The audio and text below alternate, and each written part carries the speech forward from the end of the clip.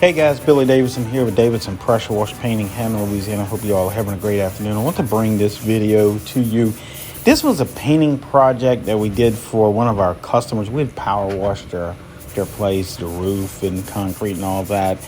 And he had this canopy, and this canopy was about 20 years old. So it had the baked on enamel from the factory, but the underneath side had oxidized so much it was dripping on his brand new Toyota Tundra. So we elected to go in and power wash it, really hard power washing to remove some of that baked on enamel and all that oxidation. And because, we knew we was going to repaint it. So we treated it with several different chemicals. We used some degreaser on it. We used some sodium hypochlorite. And also we used something called Extra Muscle, which is an oxidation remover that we get here locally from our Sherwin-Williams. Worked out really good.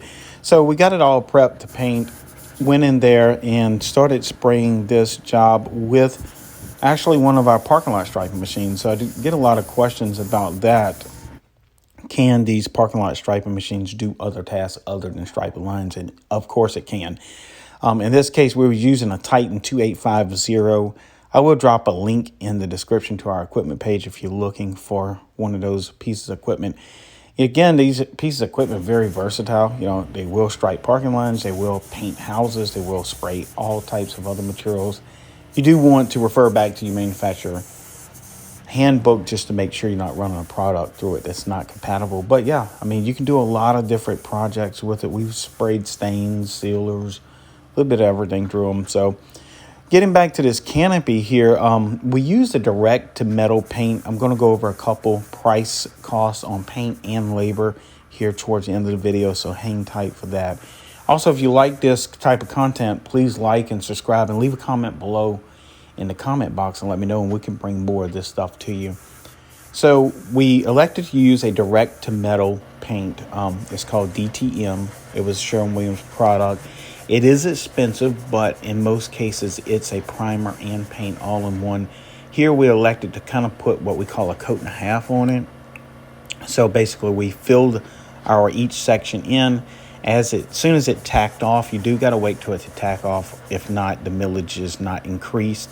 So we kind of waited till it tacked off to touch, and then we kind of just mist it in or refogged it in. So it's kind of like what we call a coat and a half. And the longevity on this job will probably last 10 to 15 years. I'm sure they'll probably be done, moved on, or sold the house by then.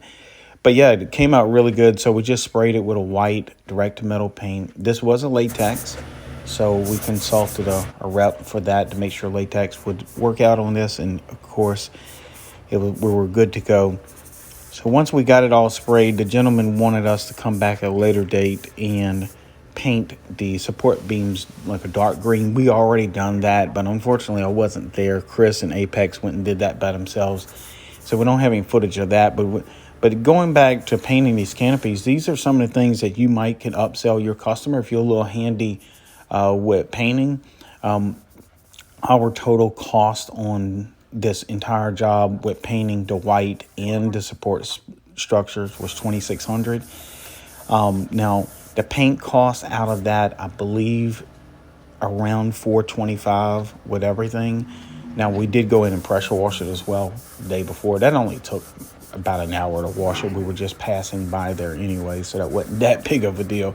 So you could include that into the cost if you wish, but we were just literally going to be a one block from there, so we just ran over there. We had a tank of water, we just hit it real quick. So I really didn't count that into the cost of it. This was an older gentleman. He was a little upset at this, that thing dripping down from the roof. Every time it got condensation on the underside of this canopy, it would drip onto that new truck and carry some of the old oxidation. He was constantly out there wiping it. So this cured the problem. He was extremely happy, and it looked great. It actually brightened it up. Now, some of the guys may say, what did we do to cover the ground? I don't show in the video too much, but we covered the entire slab with plastic. If you ever need to cover a slab with plastic, it's best to wet the slab first and then stretch out your sheets of plastic on it. That water tension to kind of help hold that plastic down. And then you can put some bricks and stuff on the corner. Make sure you wet the concrete underneath that plastic. Usually it stay wet for days under there. as long as you got the concrete completely covered with plastic. It keeps the wind from getting it and tossing it up. So guys, I'm going to wrap this up. Again, check out the links in the description. It'll bring you to our equipment page. Also, I'll throw in the All Pro Striping course link in there as well. If you are looking for that training, there is a promotional code. Check out that promotional code. It's for a limited time offer, but it'll save you hundreds on that course. And so, yeah, hopefully y'all liked the video. If you do, please give me a like. If you hadn't subscribed yet, we definitely appreciate every subscription. Comment below. Again, I'm Billy Davidson here with Davidson Pressure Wash Painting, and I hope to see you guys in the next video.